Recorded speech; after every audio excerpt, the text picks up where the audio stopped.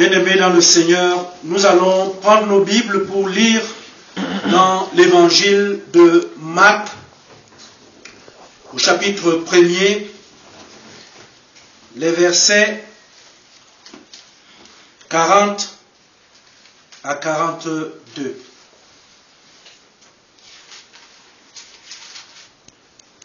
Marc, chapitre 1er, les versets 40 à 42.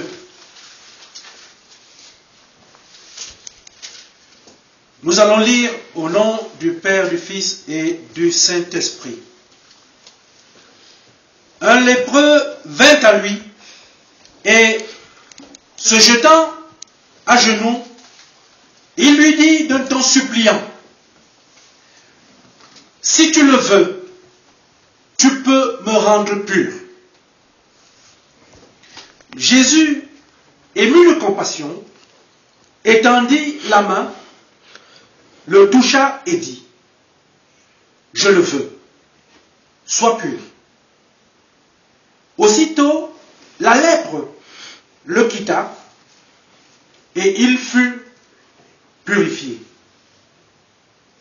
Seigneur, ta parole est une parole de vie, ta parole est une parole éternelle. Amen. Prions le Seigneur. Béni sois-tu, ô notre Dieu, toi qui nous rends visite jour après jour, semaine après semaine, par ta parole. Viens toi-même nous parler, viens nous enseigner, nous te le demandons au nom de ton Fils, notre Seigneur Jésus-Christ. Amen.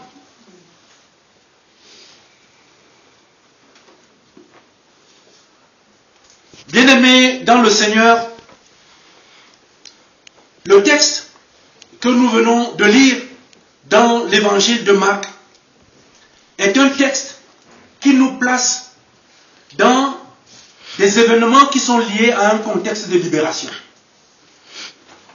Lorsque nous parlons de libération, je vais vous inviter à revoir strictement le verset précédent. Il s'agit ici du verset 39, où il est annoncé que Jésus chassait les démons. Jésus était en pleine action pour chasser les démons. Et ça, c'est typique, n'est-ce pas, de l'évangile de Marc. Parce que contrairement à l'évangile de Matthieu, qui est un évangile où le centre du message est que Jésus est le Messie qui a été promis au peuple juif. Ici, dans l'évangile de Marc, Marc est quelqu'un qui nous présente Dieu en action. Dans chaque situation, Dieu est en action. Et c'est donc dans un contexte de libération. Parce que ici, chasser les démons, c'est libérer les gens des poids, des problèmes. Eh bien, notre texte de ce jour, je vais vous inviter à partir du verset 40, où il est dit ceci: « Si tu le veux, si tu le veux, tu peux me rendre pur. Si tu le veux, tu peux me rendre pur. » Et le thème que je dégage pour notre partage de ce jour est le suivant. Si, entre guillemets, un petit mot, mais une grande signature d'une demande chrétienne. Si, c'est un petit mot, mais une grande signature pour une demande chrétienne. Voilà le sujet que je vous propose pour notre partage de ce jour. Bien-aimés dans le Seigneur, nous sommes passés par l'enfance. Nous avons grandi. Et à toutes les étapes de notre vie, nous avons appris à distinguer le beau, ce qui est beau de ce qui est laid. Nous avons grandi avec parfois ces recommandations de nos parents et même les recommandations de la société de toujours laver les mains. Il faut laver les mains pour qu'elles soient propres. Il faut éviter de toucher ce qui est sale parce qu'après on sera sali. Donc ici, je vais vous parler ici là de la beauté et de la laideur. Je vais vous parler du correct et de l'incorrect. Bien-aimés dans le Seigneur, dans ce texte, nous avons affaire à une personne, un lépreux. Il est en face de Jésus. Qu'est-ce qu'un lépreux? Quelqu'un qui est lépreux, bien-aimé dans le Seigneur, mais c'est quelqu'un qu'on évite. C'est quelqu'un qu'on ne fréquente pas. Parce que c'est quelqu'un qui a quelque chose en lui qui est répugnant, qui est repoussant. Nous savons nous-mêmes que la beauté et la laideur, entre les deux notions qui cohabitent ou s'affrontent, nous avons la préférence pour ce qui est beau. Personne n'aime parmi nous. Et dans le monde, on n'aime pas ce qui n'est pas beau. Chacun veut ce qui est beau, chacun veut ce qui est correct, chacun veut ce qui est propre. Et en général, on repousse la laideur, on ne veut même pas voir la laideur. Eh bien, un lépreux, bien aimé dans le Seigneur, ce n'est pas quelqu'un d'attirant. Et un lépreux, c'est quelqu'un qui a un problème physique, qui est systématiquement, on a peur de s'approcher, de le fréquenter, parce que du coup, on a peur d'être contaminé. Bien aimé dans le Seigneur, un lépreux, c'est quelqu'un, à partir du moment où il a une chair qui n'est pas correcte, donc, du coup, à l'intérieur aussi, ce n'est pas correct, ce n'est pas pur. Voilà comment la société juive a compris ici là le problème de la maladie. Le lépreux était dans l'ancienne dispensation, dans la culture juive, c'est quelqu'un parce qu'il a une chair qui est incorrecte, ça veut dire qu'il est également ici impur à l'intérieur, donc coupé de Dieu. Nous parlons donc de quelqu'un qui est coupé de Dieu, coupé également des hommes. On parle ici d'un exclu. C'est une double sanction. Spirituellement, il n'est pas avec Dieu. C'est comme ça qu'il est considéré. Et de l'autre côté, humainement, il n'est pas avec les hommes. Bien aimé dans le Seigneur. Et pourtant, ce lépreux, à un moment donné, se lève, conscient de sa situation. Il va chercher à sortir de cette situation.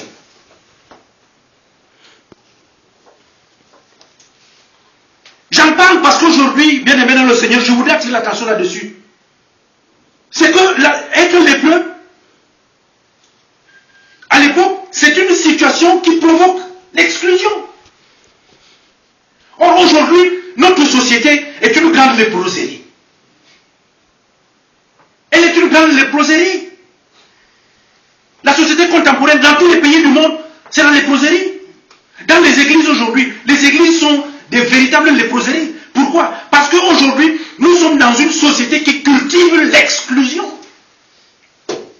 L'exclusion, à partir du moment où je ne veux pas voir un tel, je suis déjà quelqu'un qui l'exclut.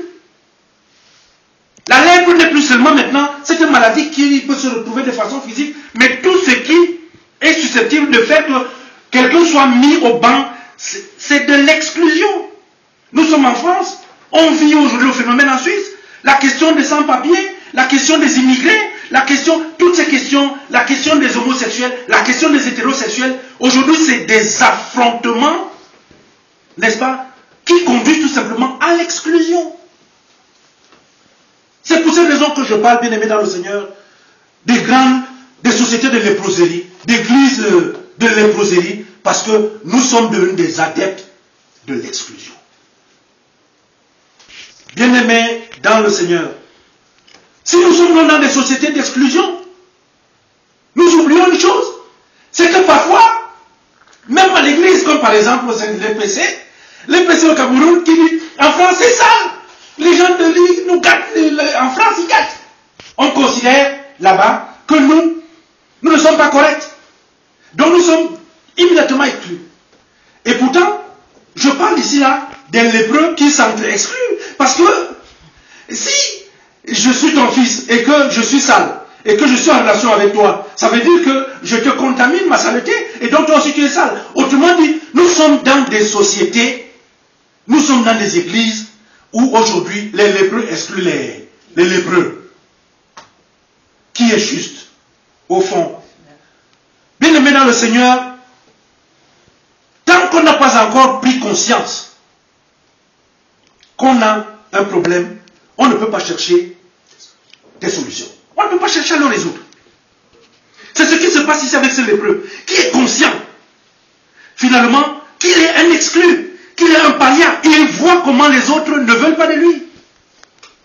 Mais, parce qu'il a senti qu'il y a un vent de libération, ce vent de libération, il est porté par le Seigneur qui est là, tout proche, qui chasse les démons. À partir du moment où ce monsieur chasse les démons, moi j'ai de la chance, moi aussi, je peux sortir de cette situation. Et ce qui se passe ici, c'est que le changement qui va commencer pour lui, ça demande ici là, premièrement, un constat. La deuxième chose, la volonté de sortir de cette situation. Et le lépreux va se lever. Il va aller sans peur. Il va vers le Seigneur. Voici ce que le texte nous donne dans le comportement de ce monsieur. Il vient, ça suppose un mouvement. Il faut bouger. On ne résout pas ces problèmes en restant sur place. Il faut bouger. On peut bouger de façon physique, on peut aussi bouger de façon intellectuelle. Et il me souvient avoir connu une personne qui avait dit, moi, en faisant les mathématiques, je peux mettre le monde entier à mes pieds, en faisant les mathématiques. Ça veut dire qu'on peut faire bouger le monde, même étant sur place, mais en faisant bouger la tête. Il est dans le besoin. Ce lépreux est dans le besoin. Et ce besoin le pousse à aller vers quand ici on cherche du travail, on bouge. Quand on a besoin d'argent, on bouge. Quand on a faim, on bouge. Le mouvement fait partie de la vie pour résoudre les problèmes, pour éliminer les besoins. Eh bien, mais quand on bouge, quand on a besoin de résoudre le problème, il faut trouver celui-là qui peut effectivement résoudre votre problème. Il nous est dit, dans le comportement de ce monsieur, il est parti, il s'est jeté à genoux. Il s'est jeté à genoux devant un étranger, il ne le connaît pas. Il ne connaît pas Jésus, seulement de nom. Mais il se met. Ça, c'est la marque de l'humilité. C'est la marque de la profonde humilité. Et il va s'adresser à Jésus, non pas comme ça se passe aujourd'hui, où si quelqu'un, aujourd'hui, la société d'aujourd'hui est une société étrange. Voici un lépreux qui, il s'adresse à Jésus d'un ton suppliant. D'un ton suppliant. Il supplie. Si tu le veux. Si tu le veux. Si. Bien aimé dans le Seigneur, un petit mot. Mais une grande signature d'une demande chrétienne. Pourquoi? Si. C'est une conjonction de subordination. Mais une subordination qui introduit deux types, n'est-ce pas, de subordonnés. Parce qu'il y a une subordonnée conditionnelle et il y a une subordonnée interrogative. Or, ici dans le texte, nous sommes dans la subordonnée conditionnelle. Pourquoi? Parce que, pour être pur, il faut que, c'est la condition, c'est que toi, tu le veuilles. C'est pour ça que nous sommes dans la conditionnelle. Si, bien aimé dans le Seigneur, voici donc ce lépreux qui, en face de Jésus, confesse qu'il connaît sa situation. Il reconnaît ce qu'il est. Nous ne sommes plus dans cette société où aujourd'hui, les gens ne veulent pas reconnaître ce qu'ils sont. Ils veulent se reconnaître en ce qu'ils ne sont pas. Aujourd'hui, quand les gens marchent à la télévision, les partis politiques, l'église, partout, les gens se disent, ils ne sont pas des ministres, mais ils parlent, ils fonctionnent comme des ministres, d'autres comme des chefs d'État, et bon, ainsi de suite, d'autres qui se fonctionnent comme des prêtres, des papes, et tout le reste. Personne ne veut plus être dans sa face, se reconnaître pour ce qu'il est. On veut simplement se reconnaître en autre chose. On ne peut pas, à partir de ce moment-là, voir son problème être résolu.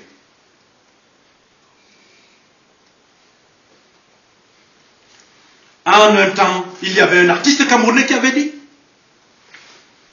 un homme de théâtre, que vice des procédures, erreur de forme égale rejet. Si c'est mal, si vous introduisez une mauvaise procédure, il y a un vice, il faut s'attendre purement et simplement à un rejet. Bien-aimés dans le Seigneur, face à la catégorisation sociale, la réponse que le Seigneur nous permet ce jour d'avoir est simple. Voici ce qui se passe et voici comment on se comporte. Jésus lui dit, je le veux. Sois pur. Je le veux. Il a trouvé, le Saint-Esprit a trouvé la personne qu'il fallait. Il a posé la question, il n'a pas compliqué sa demande.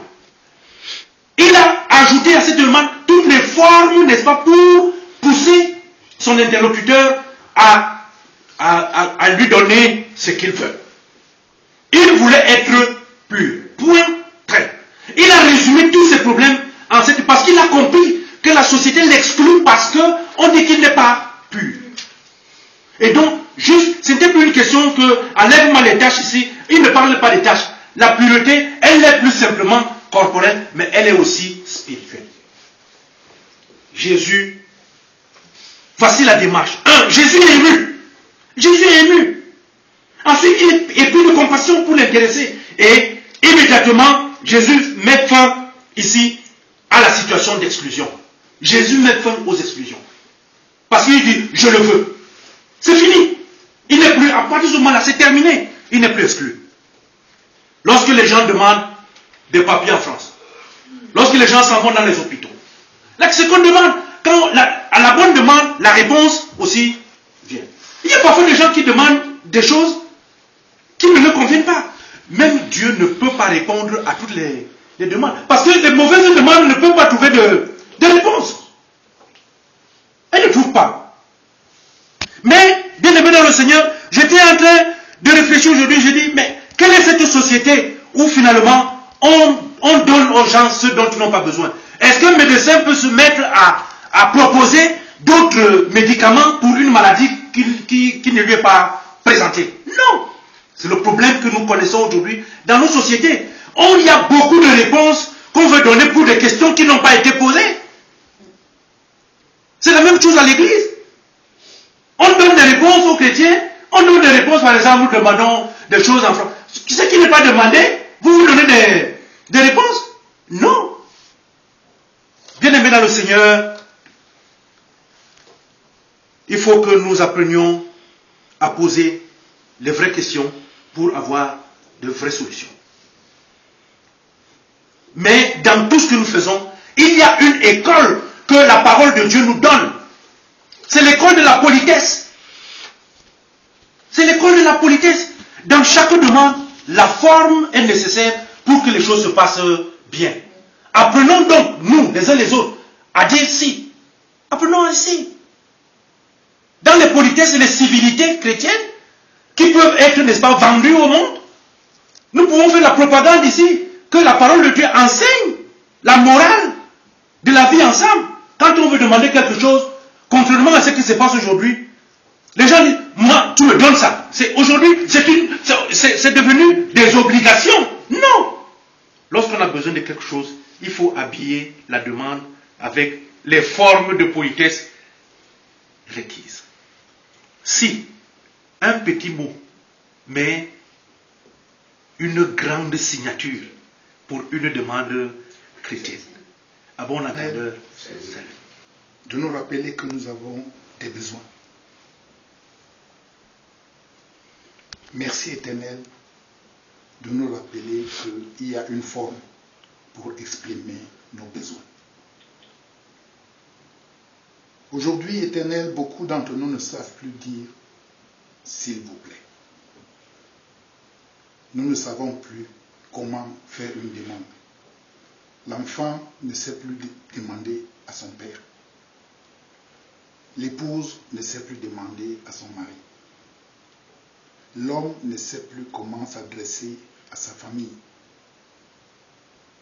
Éternel, par ces quelques mots que tu nous as donnés aujourd'hui, par ce petit mot, si tu le veux, permets-nous de nous rappeler que quand nous avons des besoins, nous devons révertir notre demande d'une certaine forme d'humilité.